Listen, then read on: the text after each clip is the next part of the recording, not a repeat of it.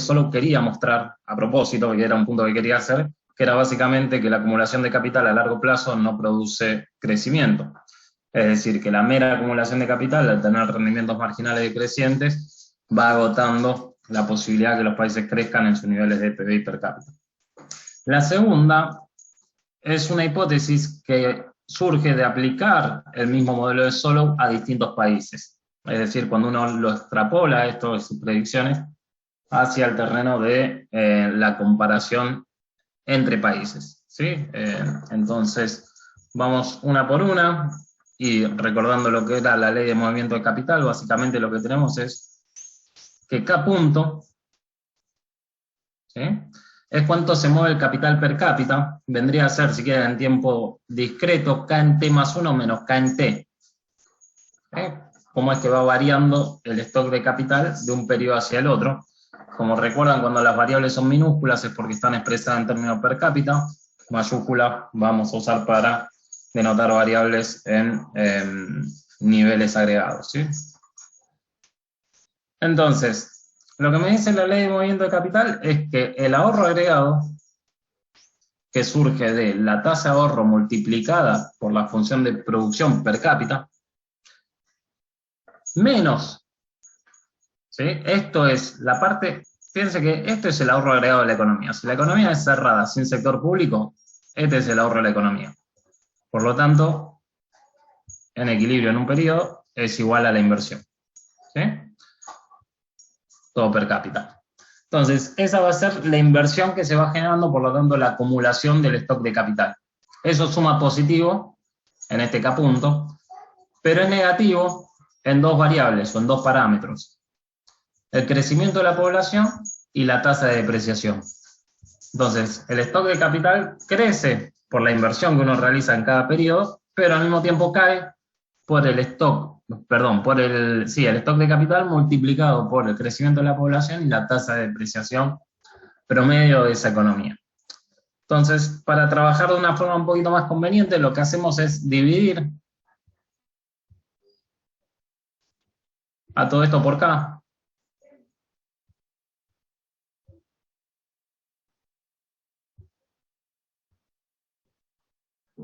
Este K con este K se me va a ir. Este K con este K me queda alfa menos 1. Y lo que me queda acá es K punto sobre K, que si lo pensamos de vuelta para que sea más intuitivo en términos discretos es K en T más 1 menos K en T sobre K en T, con lo cual eso vendría a ser una tasa de crecimiento del capital, es decir, 2%, 5%, 7%, lo que fuese. Esa tasa de crecimiento entonces va a estar dado por la relación entre dos curvas, una curva de ahorro, que es la acumulación del capital, la tasa a la que crece la inversión básicamente, neta de la depreciación o la curva de depreciación, que consiste en la tasa de crecimiento de la población y la depreciación física del capital ya invertido, ya hundido en esa economía. ¿Cuándo entonces el capital per cápita va a estar creciendo? Cuando el término de la izquierda sea superior que el de la derecha y viceversa, digamos, ¿no? Va a estar cayendo cuando la depreciación sea superior a la curva de ahorro. Fíjense que ¿por qué es relevante hablar de esta tasa de crecimiento del capital?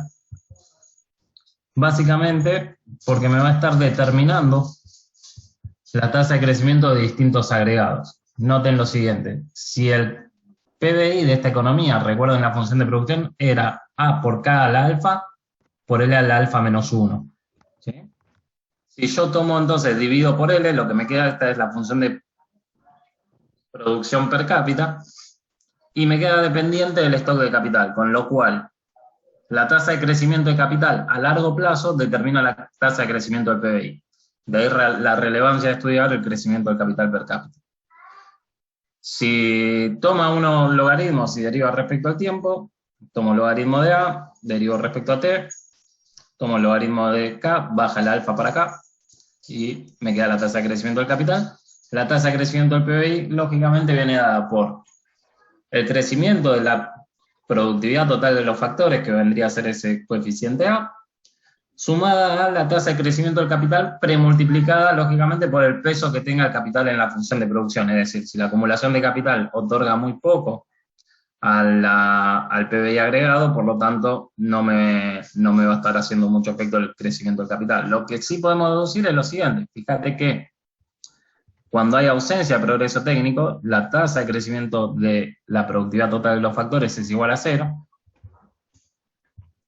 y hay una relación directa, entonces, entre la tasa de crecimiento del capital y la tasa de crecimiento del PBI. Lo mismo ustedes podrían hacer con la tasa de crecimiento del consumo, ¿sí? El consumo en nuestro modelito es 1 menos la propensión marginal y media a ahorrar por el PBI, por lo tanto la tasa de crecimiento del consumo es directamente la tasa de crecimiento del PBI per cápita.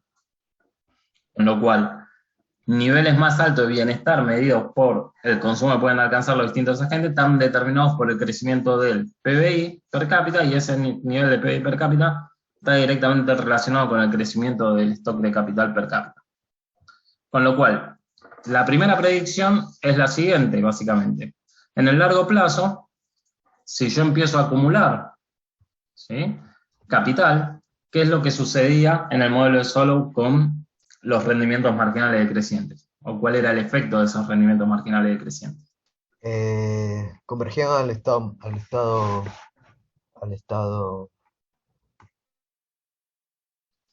estacionario, perfecto. ¿Sí? Entonces va a converger al estado estacionario en el largo plazo, y esa convergencia al estado estacionario lo que me hace es básicamente que, si ustedes se fijan, lo que hacían era básicamente un grafiquito que consistía en lo siguiente.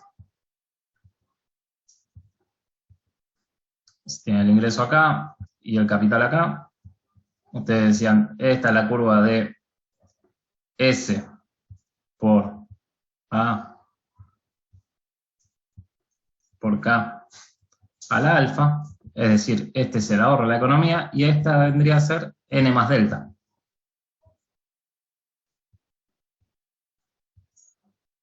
¿Sí? Con lo cual, la economía, cuando está en el estado estacionario, fíjense que S por A por K a la alfa, es decir, la inversión, es igual a la curva de depreciación. ¿Por qué sucedía eso? Bueno, a medida que yo incremento el stock de capital, lo que va sucediendo es que aporta cada vez menos al nivel de ingreso, por el efecto de los rendimientos marginales decrecientes. Sin embargo, voy acumulando un stock de capital cada vez más grande, que hace que en el agregado el capital sea cada vez depreciado con mayor magnitud. Bien, por eso esta recta tiene pendiente lineal, y la otra es una función cóncava al origen. Fíjense, si tengo mi tasa de crecimiento del capital, que es la misma que yo puse en el slide anterior, acá simplemente que paso K a la 1 menos alfa hacia abajo, ¿sí?, lo que me queda es que esta es la tasa de crecimiento del capital, que es decreciente en el aumento del capital. ¿Sí? De hecho, yo podría encontrar ese capital de estado estacionario haciendo que esto sea 0, básicamente la tasa de crecimiento del capital, y encuentro un capital óptimo para mi economía. Ese capital óptimo, más que óptimo, va a ser el capital de estado estacionario, es decir, es un punto de reposo. ¿Sí? Que está relacionado con el nivel de ahorro de esa economía. Mientras más ahorre esa economía, por lo tanto más capital en el estado estacionario va a tener, con el nivel de productividad. Mientras más productiva sea, entonces mayor va a ser ese stock de capital, y va a depender negativamente de qué tanto se deprecie ese stock de capital. Bien. ¿Cuál es la predicción entonces del modelo de Solow? Bueno, que si uno hace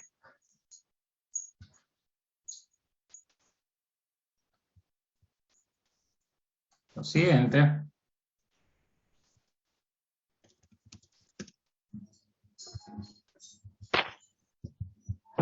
Imaginen que acá hay tasas de crecimiento, ¿sí?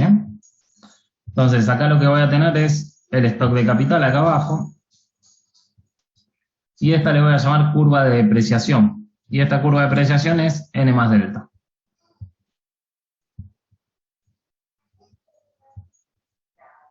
¿Sí? ¿Por qué es lineal y es paralela al eje de abscisas? Bueno, básicamente porque N y delta son variables, son parámetros fijos en el modelo.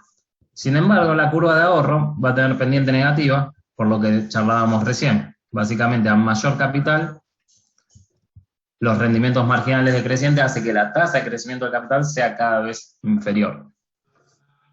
Hasta ahí vamos bien. Esto sería como análogo al gráfico, lo podría poner arriba, al gráfico de Solow tradicional. Y esto lo que me dice es la misma relación, solo que está expresada en tasas de crecimiento.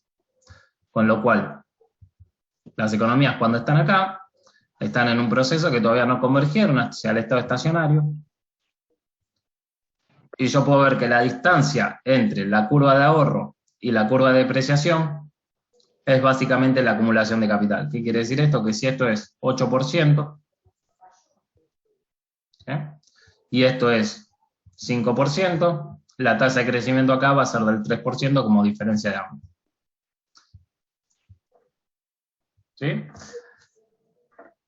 Si todas las economías tienen el mismo nivel de conocimiento, podríamos decirle, imaginen que una economía rica, por lo tanto, ¿qué nivel de capital tendría en relación a una pobre?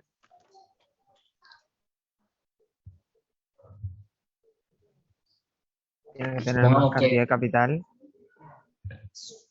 supongamos para que estar este, más lejos de la curva, ¿o no? exactamente, va a estar más lejos del estado estacionario, digamos, ¿no? Entonces van a estar más separadas esas curvas de ahorro y esa curva de depreciación.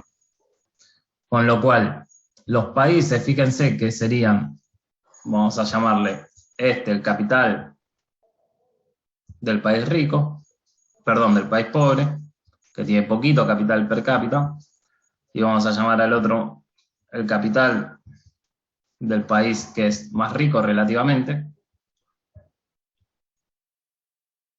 ¿Sí? Bueno, esto es una R de rico, esta es una P de pobre. ¿Sí? Básicamente lo que me dice esto es que cuánto tendría que estar creciendo como predicción. Entonces el modelo de Solow me dice, mira, está bien, pero entonces el país pobre es cierto, parte de una posición desfavorable, pero crece a una tasa que va a ser necesariamente superior que la del país pobre, que la del país rico, perdón. Con lo cual, si esto era 3% para el país rico, para el país pobre puede ser, no sé, 5%. ¿Sí? La diferencia entre esto y la curva de depreciación.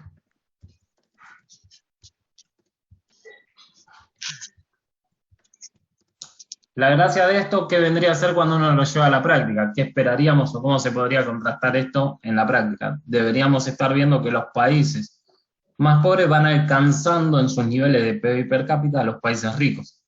¿Me siguen? Y yo te hago una consulta. Sí, obvio, Nico. ¿Esto no es bajo el gran supuesto de que todas las economías tendrían una curva de depreciación parecida? O sea, que todas crecen, la población crece a la misma tasa, todos tienen la misma depreciación, y es un poco Exacto. ilógico eso. Este concepto que estamos viendo acá se llama, que ahora vamos a criticarlo por esos puntos, pero es un concepto que se llama convergencia absoluta. Es decir, no está condicionada por los parámetros de cada economía.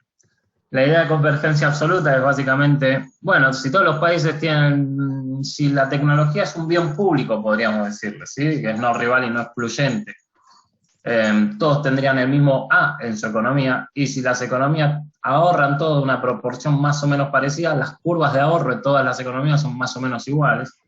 Y el otro supuesto básico, que no se cumple, digamos, obviamente, pero que podríamos decir se aproxima, es, bueno, la población más o menos crece igual en todos los países y se deprecia más o menos igual en todos los países. ¿Es verdad o es mentira? Lógicamente no sucede, es un caso, digamos, extremo.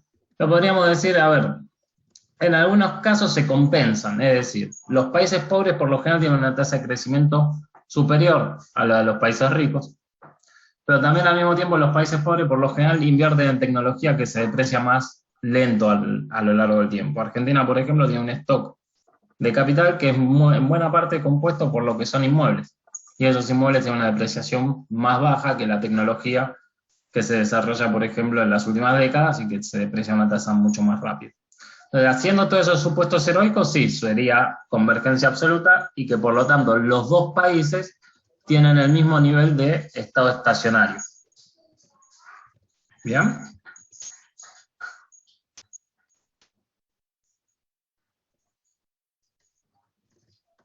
¿Estamos bien hasta ahí?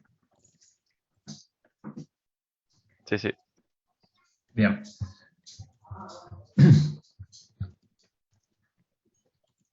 Claro que uno podría criticar este concepto y decir, bueno, pero la verdad es que no todos los países tienen las mismas tasas de crecimiento y las mismas curvas de depreciación y las mismas tasas de crecimiento de la población, por lo tanto, podríamos pensar entonces que si las economías difieren en los parámetros de tasa de crecimiento de población, niveles de ahorro, curva de depreciación e incluso en el nivel de tecnología de cada uno, por lo tanto, no necesariamente surgen que tienen que ir todas al mismo estado estacionario, con lo cual puede ser que las distintas economías tiendan a otros estados estacionarios distintos.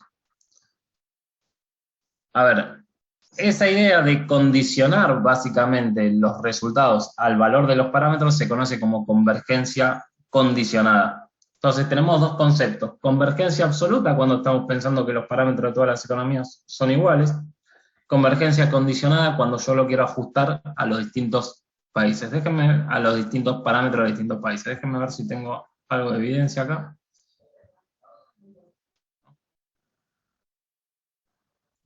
No sé por qué no me salen los gráficos, pero les quería mostrar unos grafiquitos de convergencia condicionada y unos de convergencia absoluta.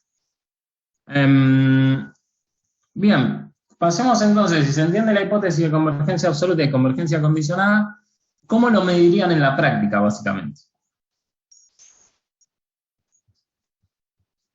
Un segundito, tengo que cerrar una puerta, me está matando. Ahí va.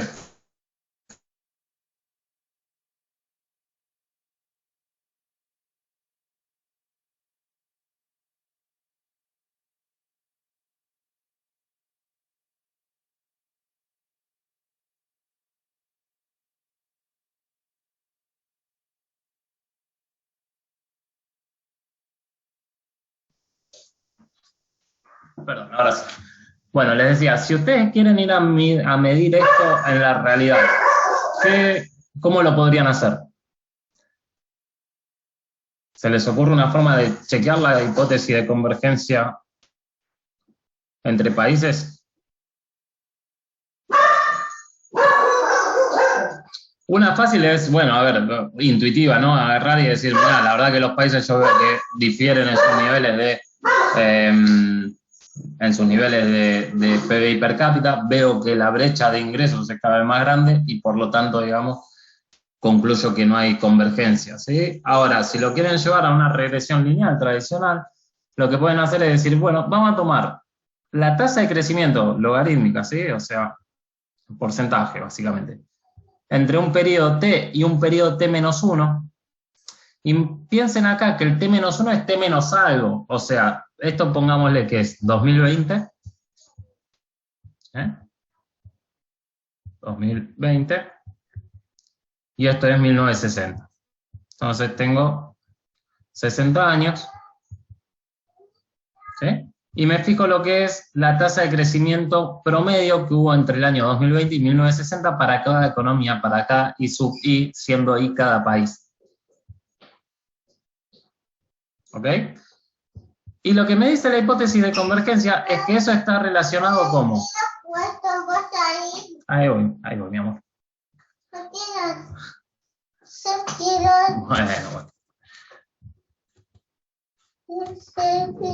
Bueno. ¿Qué sería eso básicamente entonces? ¿Cómo lo podrían relacionar? En vínculo con lo que es el PBI en 1960.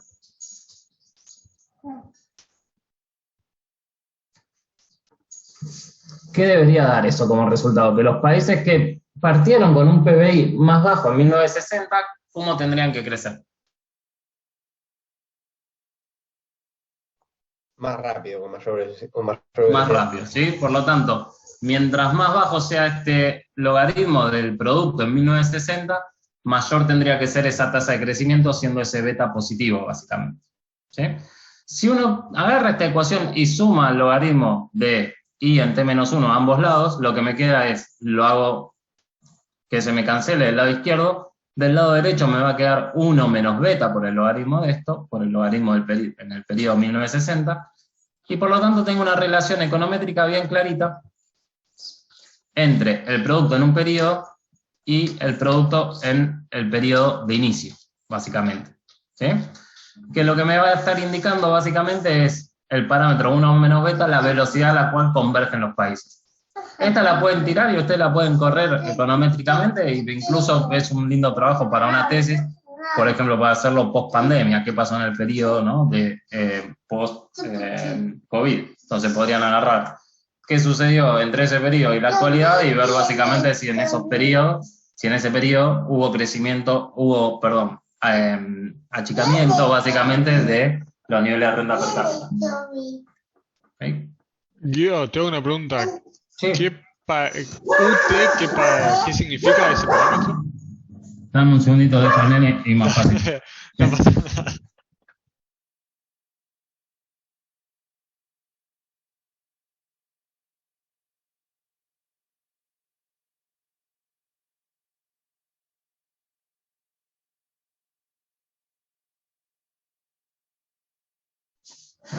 No es fácil, perdón. Ahí está. ¿Me decías? UT en la ecuación, ¿qué significa?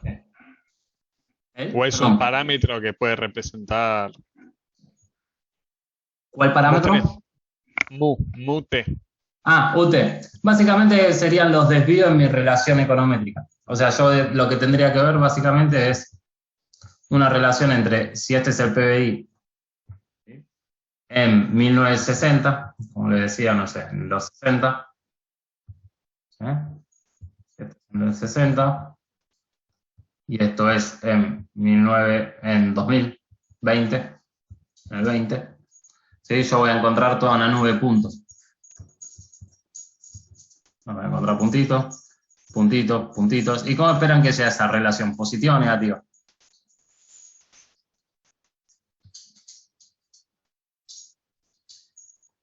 Si acá era positiva, básicamente acá lo que me tiene que dar es una recta negativa. Es 1 menos ese parámetro. ¿Sí? ¿Qué vendría a determinar? Bueno, básicamente si tu PBI, ¿sí?, en el periodo anterior es bajito, ¿cómo sería tu tasa de crecimiento para el periodo posterior? Más alta.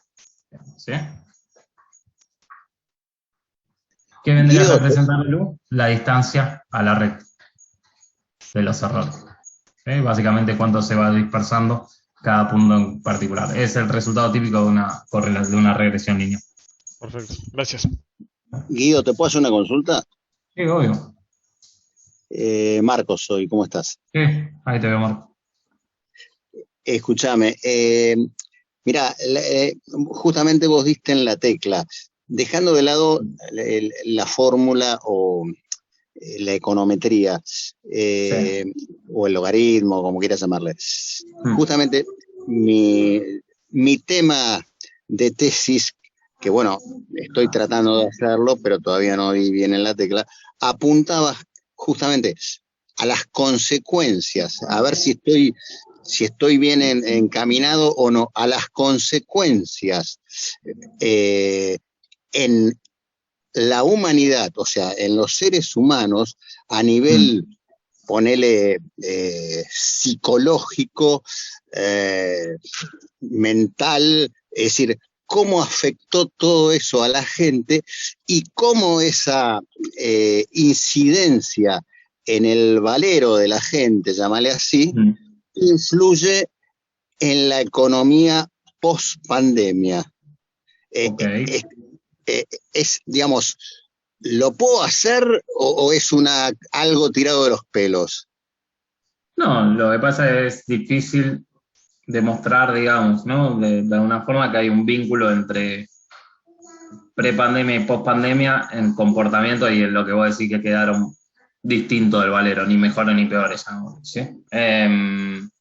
Digo, hacer ese vínculo me parece que va a ser medio forzado. Lo que sí te digo es agarrar variables instrumentales, básicamente nivel de renta per cápita, consumo, cómo reacciona la oferta de trabajo. En el mundo la verdad que se corrió la oferta de trabajo hacia la izquierda, podríamos decir, ¿sí? Entonces, todo eso lo que te va a dar es indirectamente que sí hubo un efecto quizás, que en una regresión lo vas a ver en un cambio estructural, básicamente va a estar en otro nivel la regresión, y de ahí vas a poder concluir y vas a plantear una explicación, digamos, ¿sí? Y la explicación es la que no estás testeando, la estás testeando indirectamente en la hipótesis. Pero tiene sentido científico, digamos, ¿no? En método, digamos, se puede. Está bien. O sea, no es una barra basada, digamos. No, de hecho para el mercado de trabajo hay algunos trabajos. Porque vos, Sí. vos fijate hoy que a nivel mundial, te digo, vos fijate el movimiento migratorio, sobre todo de los jóvenes, que quieren vivir la vida porque piensan que, qué sé yo, que por ahí se acaba el mundo. Sí. No, estamos de acuerdo por eso. Hay un cambio y se te va a hacer muy difícil aislar los efectos guerra, etcétera, pero bueno, invasión. Pero está bien, va, como tema tesis. Ok, gracias. Dale para adelante. Ese concepto entonces de testearlo econométricamente, ¿sí? Es como que tenemos dos conceptos, convergencia absoluta, convergencia condicionada, y después cuando uno lo va a testear, esta idea de beta convergencia, es decir, si es cierto que los países que empiezan con niveles de renta per cápita más bajos son los que más crecen a lo largo del tiempo. ¿Sí? Esa relación. Otra forma de medirlo es a través de lo que se conoce como sigma convergencia. Sigma convergencia en vez de beta convergencia consiste en lo siguiente. Si este es el tiempo, ¿sí? Vamos a ponerle tiempo, entonces vamos de 1960 al 2020. Yo lo que voy a hacer es lo siguiente, ver los niveles de renta per cápita de los distintos países y me voy a encontrar, y los pongo en filita. ¿Sí? Es como que cada uno es un puntito de renta per cápita. Y a todo esto lo que hago es calcularle su varianza. Y después le saco el cuadrado y ese desvío estándar. ¿Sí? Entonces lo que tendría que estar viendo es básicamente que si todos los países se vuelven cada vez más iguales, ¿qué es lo que pasa con el desvío a lo largo del tiempo de los niveles de renta per cápita?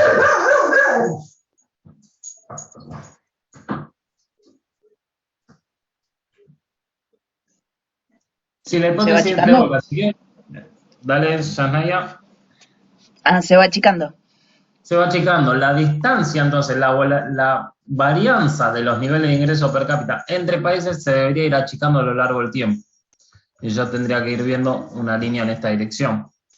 ¿Sí? ¿Qué vendría a representar? Que cuando estoy entonces en 1960 hay mucha disparidad de ingreso entre los países, y sin embargo cuando me voy corriendo hacia la modernidad, hacia la actualidad, lo que tengo que ir viendo es que los niveles de renta per cápita se van achicando.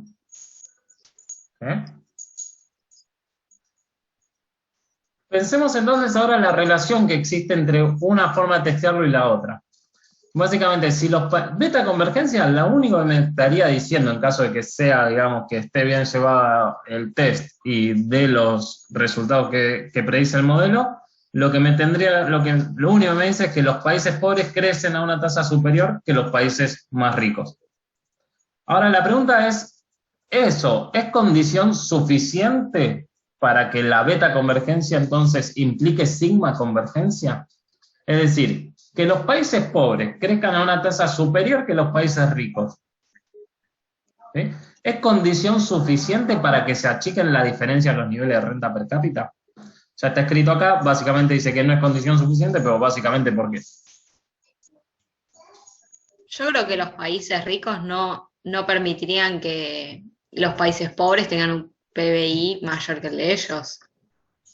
Bueno, es una visión desde el punto de vista, digamos, del campo de relaciones internacionales, digamos, que a los países les interesa el relativo, llamémosle, ¿no? Es una mirada muy de la escuela realista, llamémosle, del campo de política internacional, que vendría a ser esa, los países se pelean por el crecimiento relativo, ¿no? Pero acá voy a la cuestión más de economicista simplemente nuestra, de decir, matemáticamente, que los países pobres crezcan más que los ricos, implica que a largo plazo la distancia o la dispersión del nivel de renta per cápita sea menor. Bueno, O sea, no entiendo que necesariamente. no, porque si lo pensás como si fueran aceleraciones, el país que viene más de atrás, menos desarrollado, se le va acercando, pero cada vez que alcanza un nuevo punto se acelera más lento, porque también le cae su propia tasa de crecimiento a medida que se va acercando. Entonces es como que en el fondo el gap, no sé si se te va achicando tanto. Sí, y después hay una relación mucho más sencilla para decir que uno no implica lo otro, ¿no? Imaginemos que el nivel de renta per cápita, no está mal eso que dijiste, bueno, está bien, pero imaginemos que esos niveles de renta per cápita a lo largo del tiempo son los siguientes. Acá hay 3 países, ¿sí? Uno con renta media, uno pobre y uno rico. Y quizás el rico de repente se estanca en su crecimiento, es cierto, pero el de renta media empieza a crecer mucho, ¿sí? Y el de renta baja se empieza a crecer, pero no tanto como el otro. Pero cuando llego acá me fijo la dispersión entre los niveles de ingreso per cápita y termina siendo superior, digamos, todo este nivel de renta per cápita a la dispersión de eso, a la dispersión esta. Con lo cual, digamos, uno no implica el otro necesariamente.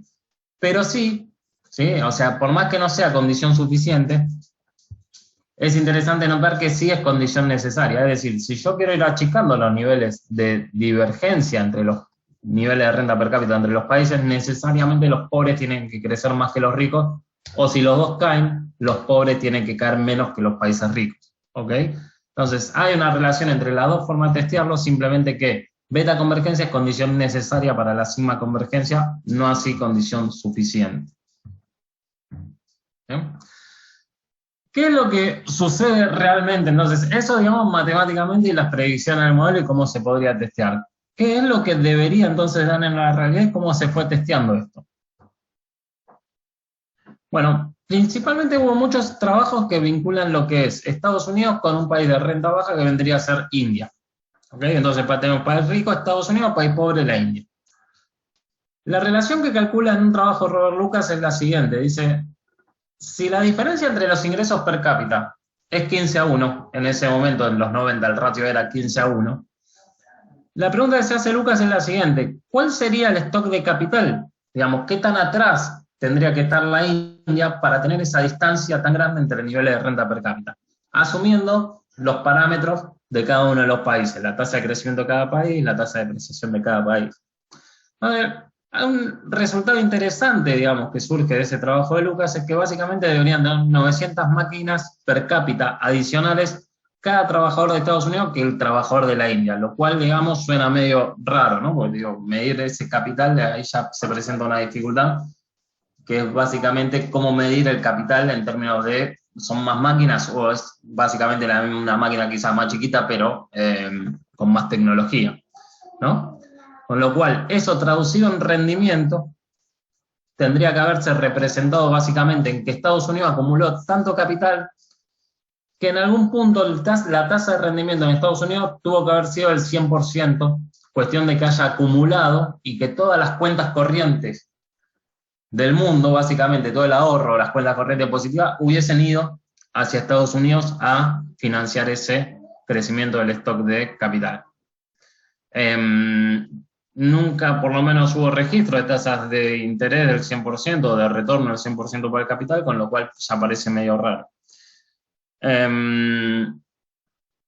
La pregunta acá en otro trabajo del mismo Lucas, que se llama ¿por qué el capital no fluye hacia los países pobres?, es la siguiente, es ¿por qué no estamos viendo entonces que los países pobres, básicamente, estén acumulando más capital? Y lo que sí vemos es que el flujo de inversión de extranjera directa, es decir, el capital que se mueve entre países, termina yendo siempre hacia la dirección de los países ricos. 9 de cada 10 dólares, ¿sí?, de la inversión extranjera directa total fluye hacia economías desarrolladas. Entonces hay algo ahí que no está cerrando. Los países ricos se prestan entre los ricos y los países pobres, de hecho, cuando tienen que exportar capitales, lo terminan haciendo hacia los países ricos en sí mismos. ¿Por qué es una paradoja esto y se conoce como paradoja de Lucas? Porque pensemos lo siguiente, si vamos a la teoría neoclásica tradicional, micro, ¿dónde se debería remunerar más el capital? ¿En los países pobres o en los países ricos? En los Donde hay pobres, menos porque... capital. Sí, En lo que tienen menos capital, en los pobres. Por una cuestión de escasez, simplemente, relativa. ¿Sí? Como hay escasez de capital, la remuneración debería ser alta. Bueno, hay algo que no sucede y cuando lo vas a testear en la realidad no está sucediendo, básicamente. ¿Sí? Uno podría decir, bueno, ¿sabes qué pasa? En los países pobres hay una tasa de expropiación implícita porque uno tiene un mayor riesgo. Es decir, ¿Argentina es más pobre que Estados Unidos? Sí, bueno, pero ¿por qué nadie quiere invertir en la Argentina? Seguridad jurídica, bueno, perfecto, está bien. ¿Qué significa eso? No, que te podés perder el capital. Bueno, ¿cuánto es esa diferencia? ¿Me explico? Y lo que sugieren los resultados es que básicamente el riesgo de expropiación tendría que ser casi del 97% para compatibilizar, ¿sí?, que el capital básicamente no fluya hacia la India y se mantenga en Estados Unidos, con lo cual es un poco alto, puede decir 3% de chance de que no te expropien, 97% de chance de que te expropien, suena más para el caso de, no sé, uno podría decir, bueno, no invierto en Venezuela porque me pueden expropiar, sí, hay una probabilidad alta, ¿sí?, pero así todo incluso inferior al 97% posiblemente, ¿okay? Y no todos los países, digamos, cumplen con ese requisito. ¿Qué podrían, Disculpa, o sea... Disculpa, Dale. pero entonces con ese criterio nadie apuntaría a invertir en los países pobres, ¿o no? Bueno, a ver, el criterio que me dice, lo que me dice la teoría, digamos, y que es muy armónica, la teoría mainstream, ¿no? Así, estándar es, tranquilo, los países pobres, como tienen muy poco rendimiento, van a traer capital por sí mismos. ¿Ok? Sí. Entonces yo te digo, mira, si hay una compañía de trenes, por decir algo, tiene que hacer un tren en Argentina o en Japón, ¿dónde sería más rentable? Bueno, Japón ya está lleno de trenes. Entonces, básicamente tendría que ser más rentable hacerlo en Argentina. Bueno, sin embargo, lo que se ve, digamos, cuando uno quiere ir a verificar esto en la realidad, termina encontrando que difícilmente, digamos, los países se terminan eligiendo así, de esa forma. El capital no fluye de Japón hacia la Argentina, sino que lo contrario. Si hay un argentino que quiere exportar capitales, termina juntándose con más capital. Y de hecho, fíjate, Marcos, que no es solamente, y fíjense todos, no es un tema para solamente el stock de capital. Si yo veo otros factores de producción, como puede ser el trabajo, también fluye en la misma dirección. Es decir, si se recibe un ingeniero en Argentina, ¿a dónde esperarían que se vaya a trabajar? A Estados Unidos. A Estados Unidos, pero no sería, digamos, desde el punto de vista de la teoría estándar, no sería lo más lógico, porque ¿dónde es que hay menos ingenieros? ¿En Argentina o en Estados Unidos? En Argentina. En Argentina, con lo cual si lo que se remunera es la escasez, en Argentina debería justamente tener, digamos, mayor rendimiento ese ingeniero en términos relativos. Por lo tanto, debería quedarse y deberíamos estar importando o deberíamos ver todo un flujo de profesionales, por ejemplo, de distintas ciencias duras que vienen desde otros países hacia la Argentina. ¿Sí?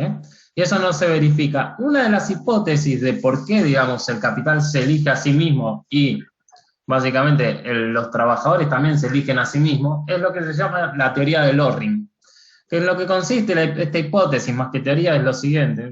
No sé si recuerdas la teoría del Loring porque el transbordador, el Challenger, en un momento, una misión que se hizo de la NASA, lo que hace es explotar en el aire, ¿sí?, una vez que se lanza por una tuerquita muy chiquitita, un O-ring, que es una pavada de tuerquita, digamos, en medio del megaproyecto.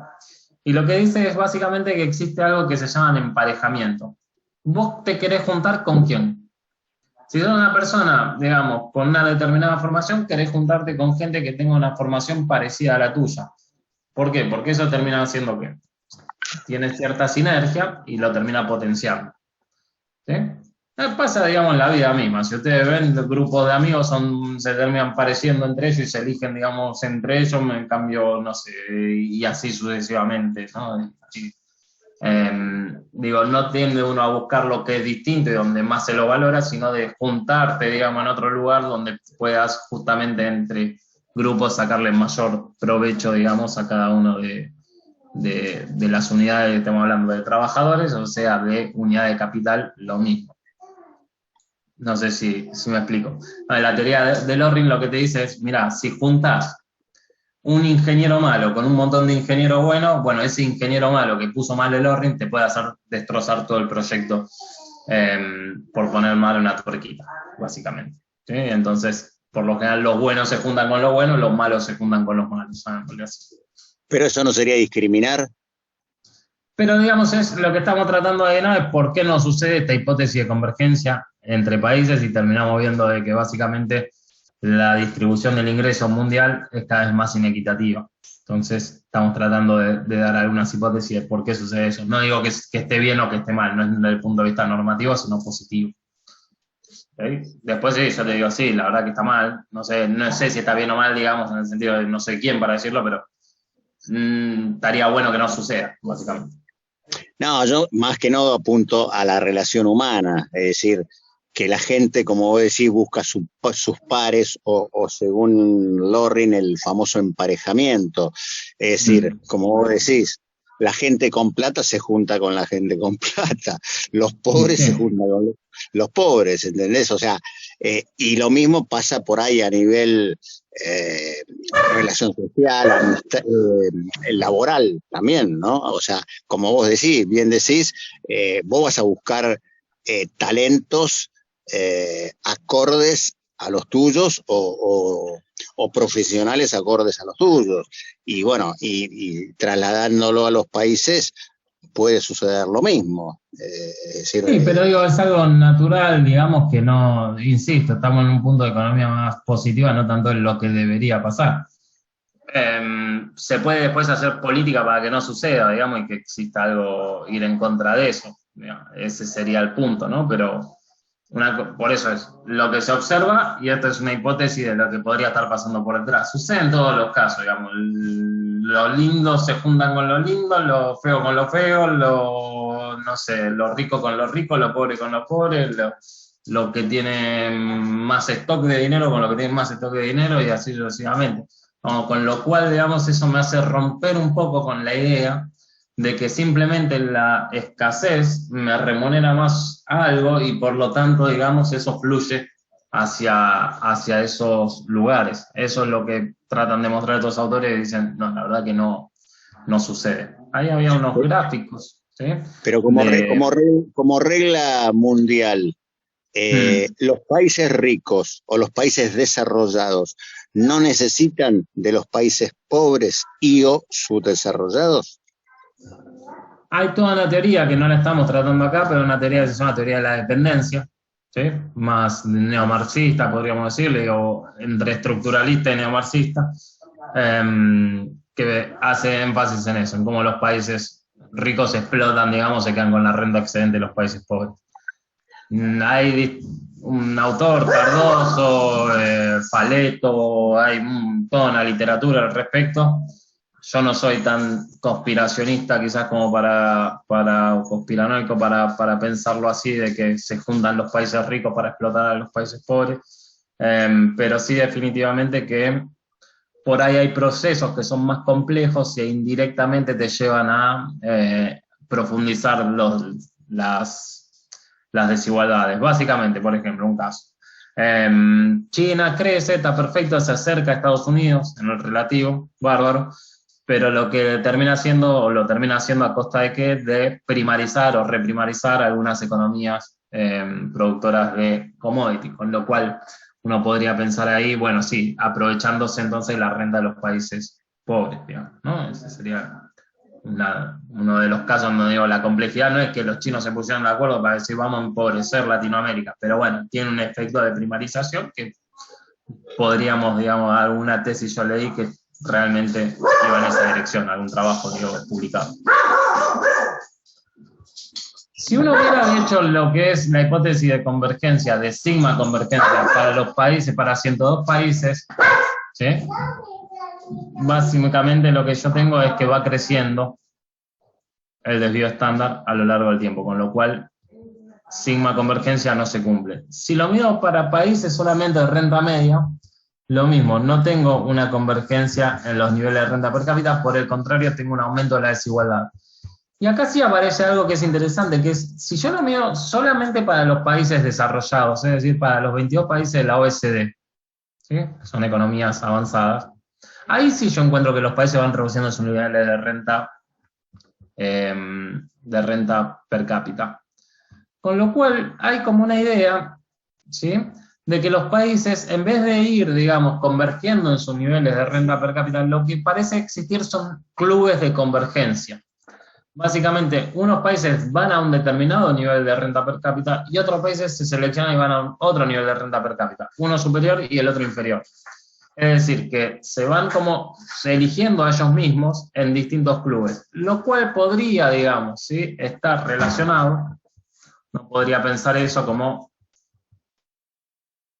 que si estos son los niveles de renta per cápita, ¿sí?, o vamos a ponerlo al revés, para que sea más fácil. Si estos son los niveles de renta per cápita, ¿sí?, y esta es una distribución de probabilidad, lo que yo tengo, una distribución de frecuencia, digamos, es como una especie de dos modas, ¿no? Entonces los países o se agrupan, digamos, en estos niveles, o los países se agrupan en niveles de renta más altos, en donde en cada uno de esos subgrupos es cierto que los pobres se parecen cada vez más entre ellos y es cierto que los ricos se parecen cada vez más entre ellos. Puede ser por el fenómeno de emparejamiento o existe otra cuestión que podría estar explicando esto, que son las estructuras productivas de los distintos países, que lo que hacen es básicamente que vayan, digamos, ¿sí?, a elegirse entre los países con igual nivel de productividad. Básicamente los países agrícolas no tiene sentido que uno piense que vaya a los niveles de renta per cápita de los países industriales o que producen hoy en día servicios de alta tecnología, porque no tiene nada que ver su nivel de tecnología con el nuestro. ¿Me explico?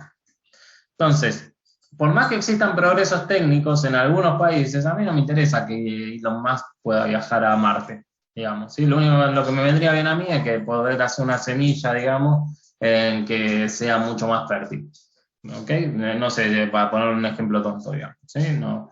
Pero bueno, entre países ricos, digamos, tienen como una frontera que es muy distinta a la frontera que tenés vos, lo cual produce divergencias porque los que empujan la frontera en cada lado puede ser que sea que vayan a distinta dirección, o mejor dicho, a distinta velocidad, más que dirección, todos quieren avanzar, lógicamente. Sí, lo que te deja como ventaja es la posibilidad de pensar eso, que los países de renta media-baja lo que deberían hacer es ir tratando de alcanzar los niveles de tecnología de los países ricos, con lo cual no tienen que empujar ninguna frontera, lo único que tendrían que hacer es ir cambiando su estructura productiva para que se parezca un poquito más a lo de los países avanzados, y después el catch-up lo hace solo porque los que empujan la frontera son los ricos, básicamente. Pero bueno, esas son todas hipótesis al respecto. ¿Sí?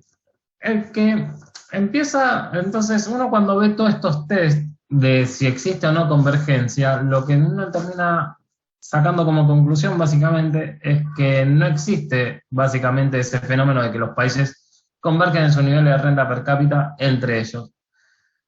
Excepto en un trabajo que escriben Mankiw, Romer y Weil, 1992, si no recuerdo, si 1992, que dicen, ojo, y el paper empieza, de hecho, con algo que se hizo mucho chiste en la literatura, que dice, este paper se toma a Robert Solow seriamente, por lo siguiente, dice, no es que está mal el modelo de Solow y la hipótesis de convergencia, lo que sucede es que te olvidaste de agregar una variable. Bueno, ¿cuál es la variable que me olvidé de agregar? El capital humano. ¿Ok? Entonces, lo que hacen estos autores es agarrar y decir, tomemos al modelo de Solow tradicional con el factor de productividad que sea potenciador del trabajo, donde la tasa de crecimiento de la población está dada por N, la tasa de crecimiento de la productividad está dada por M, encuentro, digamos, el capital de estado estacionario, que es análogo, fíjense, al de la slide 6, es análogo a este, simplemente que está cambiado, digamos, cambia un poquito la función de producción porque está impacta solo en el trabajo y acá crece la productividad total de los factores, y me encuentro con que el capital de estado estacionario es este. Si tomo el PBI en la función de producción, es decir, en esta, ¿sí?, en la hago per cápita, ¿sí?, lo divido por L, y acá reemplazo y digo, bueno, está bien, pero dame el capital ahora, yo quiero saber cuál es el producto en el estado estacionario. Entonces, si quiero saber cuál es el producto en el estado estacionario, reemplazo este capital por el capital de estado estacionario de acá. Y llego a esta ecuación. ¿Sí? Entonces, este sería el nivel de PBI de estado estacionario, por lo tanto, el PBI de largo plazo. ¿Okay? ¿Por qué me interesa esto? Porque si tomo el logaritmo de esta ecuación, me queda esta relación que tengo acá abajo. Y esta ecuación es interesante desde el siguiente punto de vista, es testeable. ¿No? Es testeable. Es decir, yo puedo agarrar y correr una regresión con esto y ver cuál es el PBI, cuál es la tasa de ahorro y de inversión de cada país y cuál es la curva de apreciación de cada país. Y noten lo siguiente, yo acá tengo, ¿sí?, un parámetro, alfa sobre 1 menos alfa, y acá tengo un parámetro que es menos alfa sobre 1 menos alfa, ¿sí?, que es básicamente el mismo valor, debería ser la misma magnitud, simplemente está de signo cambiado. Con lo cual podría correr una regresión y ver si esos dos parámetros al menos se ajustan entre ellos, es decir, si uno se parece al otro, que es un test econométrico que lo pueden hacer tranquilamente, ¿sí?, un test de restricciones. La verdad que cuando uno lo mira eso y tira el modelo para testear esto, ¿sí?, esta ecuación, los resultados son los que salen en esta tabla. Los resultados que surgen de esta tabla, noten que son los siguientes. Este es el coeficiente que acompaña cada una de las variables. Este es el coeficiente que acompaña a n más g más delta, o n más m más delta, y este es el coeficiente que acompaña al logaritmo de S, o al del ratio de inversión a PBI. Se parecen, digamos, está bien el signo, porque fíjense que uno es positivo y el otro es negativo, con lo cual, digamos, parece que ajusta bastante bien, pero no son iguales. ¿Me explico? Entonces, tengo un problema que yo, si los quiero hacer que compatibilicen, es un test de restricciones, y ese test de restricciones lo tengo que rechazar econométricamente. Lo segundo es que yo, está perfecto, encuentro el valor, da 1,42, supongamos, ¿sí? 1,42. 1,42 es igual a ¿quién? Debería ser alfa sobre 1 menos alfa, con lo cual, ¿sí?, que es el de la ecuación del slide anterior. Con lo cual, de acá lo que puedo hacer es despejar alfa y ver cuál es el alfa implícito. El alfa implícito de estas regresiones da cerca de 0,6. Y cuando uno estima cuánto es el alfa para una economía, por lo menos para las economías desarrolladas donde pudieron testear esto, ¿sí?, básicamente, lo que terminas encontrando es que el alfa en realidad mide más o menos 1/3, que era lo que decía Solow. O sea que el capital solo aporta 1/3 al crecimiento de la producción. Es decir, los resultados del modelo de Solow hasta acá para Mankiw y Romer-Ewell dan mal, y con lo cual ellos dicen lo que tenemos que hacer es encontrar alguna forma de mejorar las predicciones del modelo. Es decir, lo van a testear de otra manera. La forma que encuentran es diciendo, mira, vamos a cambiar un poquito la función de producción. Hagamos que el capital produzca, que el trabajo potenciado por el nivel de productividad produzca, pero también el capital humano. Es decir, este H que está acá. ¿Qué vendría a ser el capital humano? Básicamente la formación que tiene este trabajo bruto que está acá. Vendría a ser como 3 factores de producción: capital físico, capital humano y cantidad de trabajadores. Claro que el capital físico se deprecia y el capital humano también se deprecia. Es decir, si a ustedes le preguntan cómo resolver un sistema de ecuaciones dinámico, posiblemente no se acuerden ahora, cuando estaban haciendo matemática para economistas, lo podían resolver en 2 minutos. Pasó el tiempo, el capital humano, sí, con el nivel de conocimiento de ustedes, digamos, se va depreciando a lo largo del tiempo, digamos, para poner un ejemplo pavo. Asumiendo que la tasa de depreciación del capital físico y del capital humano es más o menos la misma para los dos, es que empiezan a correr el modelo, ¿sí? Y estos son los resultados análogos que tendría el stock de capital humano y el stock de capital físico, análogos a lo de la slide 6 o análogos a lo de la slide que resolvimos para el de Mankiw, Romer-Ewell. Con lo cual lo que tenemos es este nivel de capital per cápita humano y este nivel de capital per cápita físico de estado estacionario. De vuelta, si agarro la ecuación, bueno, no sé por qué me sale en blanco. Esperen que les quería mostrar los resultados. ¿Cuál sería el paso siguiente? Tendría que agarrar la ecuación y testear qué cosa, básicamente.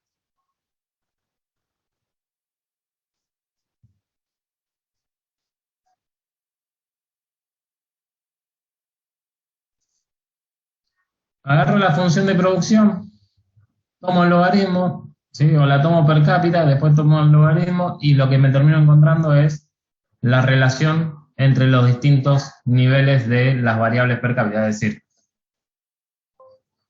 básicamente. Disculpa, cuando vos hablas de estado estacionario, ¿te referís a estimar esa supuesta depreciación y a través de las fórmulas llegar a determinar un valor actual? No un valor actual. Lo que trato de decir es que tengo que agarrar esa ecuación y ver cuánto vale cuando la economía llega a un punto de reposo. Y una vez que llega a ese punto de reposo, yo lo que termino viendo básicamente es cuál es el nivel de capital ahí. El punto de reposo lo termino encontrando de la misma forma que lo hacía antes. Es decir, viendo cuándo es que deja de crecer el capital físico y cuándo deja de crecer el capital humano. ¿Eso cuándo se vendría a dar? Cuando el gamma sub k es igual a 0, o cuando k punto es igual a 0. Pero no es valor actual ni nada de eso. No. O sea, vos estimás, digamos, el desgaste de ambos capitales. Para el caso de, sí, tomo el desgaste de ambos capitales. Y el desgaste de esos ambos capitales, digamos, que estamos diciendo, ¿sí? Lo que voy a hacer es asumir que son iguales. Ok. Para que seamos... ¿Pero es coherente que sean iguales?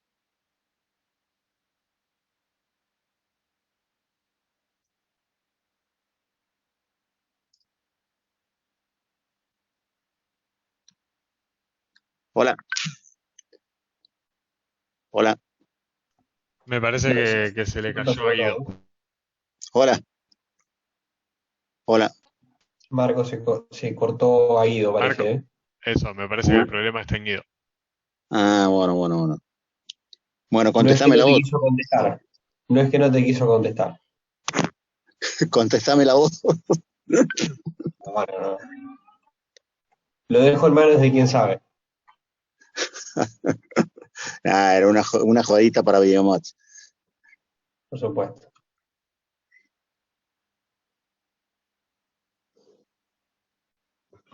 The recording has stopped.